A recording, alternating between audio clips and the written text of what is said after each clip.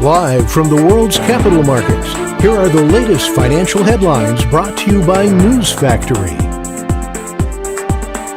Hello and welcome to Thursday's Daily Financial Digest. And here's what's making the headlines in the markets today. Japan's housing starts will be released at 5 GMT. The French producer prices at 6:45 GMT.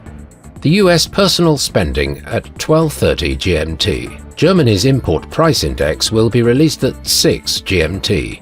Australia's export price index at 1:30 GMT. Japan's consumer confidence index at 5 GMT.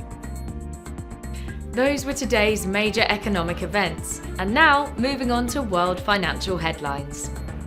The US dollar's share of global currency reserves reported to the International Monetary Fund nudged lower to 57.7% in the first quarter of 2025, while the share of euro-denominated reserves gained, International Monetary Fund data showed. Oil prices climbed more than 1% as investors focused on developments on US President Donald Trump's tighter deadline for Russia to end the war in Ukraine and his tariff threats to countries that trade its oil. Crypto token unlocks may fall to $3 billion in August, down 52% from the $6.3 billion in value unlocked in July. Despite the overall decrease, several high-profile unlocks could still impact prices. The biggest unlocks include Sui, Fast Token, Avalanche, and Arbitrum.